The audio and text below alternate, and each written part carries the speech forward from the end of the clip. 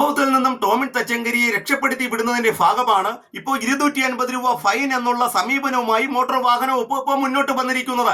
250 രൂപ മാത്രം ഫൈൻ ഈടാക്കിക്കൊണ്ട് തീർക്കുവാനുള്ള ഒരു കുറ്റകൃത്യ സംഭവമല്ല ഇപ്പോൾ നടന്നിരിക്കുന്നത്. കഴിഞ്ഞ 3 വർഷത്തിന് മുന്നേ തന്നെ റിട്ടയർഡ് ചെയ്ത ഒരു പോലീസ് ഉദ്യോഗസ്ഥനാണ് ടോമിൻ തച്ചങ്കരി. അദ്ദേഹം കഴിഞ്ഞ 22-ാം തീയതി കോട്ടയം വിജിലൻസ് കോടതിയിൽ എത്തിയിരിക്കുന്നത് 3 സ്റ്റാർ പതിച്ച, അതായത് DGPമാർ ഔദ്യോഗികമായി പതിച്ചു വരുന്ന 3 സ്റ്റാറുള്ള ബോർഡ് പതിച്ച വാഹനത്തിലാണ്. അത്തരം സമീപനങ്ങൾ തെറ്റാണ്, അത്തരം സമീപനങ്ങൾ കുറ്റകരമാണ്. അത്തരം കാര്യങ്ങൾ പരിശോധിക്കേണ്ടത് ലോക്കൽ പോലീസാണ്. ഈ വിഷയത്തിൽ പോലീസ് ഇതുവരെ തന്നെ കേസ് രജിസ്റ്റർ ചെയ്തിട്ടില്ല.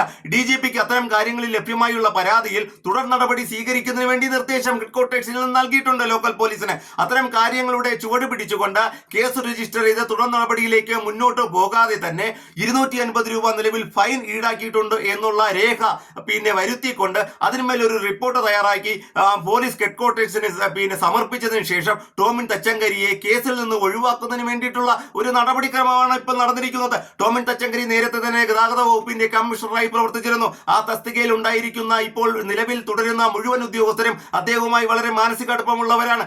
ആ ഒരു ബന്ധം ഉപയോഗിച്ചുകൊണ്ട് ഗൂഢാലോചനയുടെ ഭാഗമായി ഇപ്പോൾ 250 രൂപ ഫൈൻ എന്നുള്ള ഒരു സമീപനത്തിലേക്ക് വരികയും കുറ്റകൃത്യത്തെ മറയ്ക്കുകയും സമൂഹത്തെ വെല്ലുവിളിക്കുകയും നിയമവ്യവസ്ഥയെ അട്ടിമറിക്കുകയും ചെയ്യുന്ന ഒരു പ്രവൃത്തിയാണ് ഇപ്പോൾ നടന്നിരിക്കുന്നത്. ഇത്തരം വിഷയങ്ങൾ വളരെ ഗൗരവമായി തന്നെ ആഭ്യന്തര വകുപ്പ് പരിശോധിച്ച് ടോമിൻ തച്ചങ്കരിക്കെതിരെ കൃത്യമായുള്ള നടപടികൾ നടത്തേണ്ടതായിട്ടുണ്ട്. ടോമിൻ തച്ചങ്കരി റിട്ടയർഡ് ചെയ്ത സമയത്തു തന്നെ ഔദ്യോഗിക വാഹനം തിരിച്ചു നൽകിയതാണ്. അപ്പോൾ എങ്ങനെയാണ് സ്വകാര്യ വാഹനത്തിൽ അദ്ദേഹത്തിന് 3 സ്റ്റാർ പതിക്കുവാൻ കഴിയുക? അപ്പം 3 സ്റ്റാർ അദ്ദേഹം റിട്ടയർഡ് ചെയ്തതിനു ശേഷം എവിടെ നിന്നോ അദ്ദേഹം വ്യാജമായി ഉണ്ടാക്കിയതാണ്. അത്തരം കാര്യങ്ങളിൽ കൃത്യമായ അന്വേഷണം ഉണ്ടാകേണ്ടതായിട്ടുണ്ട്.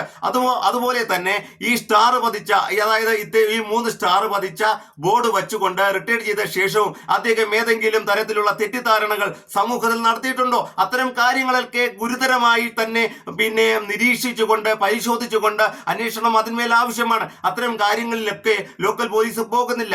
അത്തരം സമീപനങ്ങൾ നിയമവ്യവസ്ഥയെ അട്ടിമറിക്കുകയും സമൂഹത്തെ വെല്ലുവിളിക്കുന്ന നടപടിക്രമങ്ങളാണ്.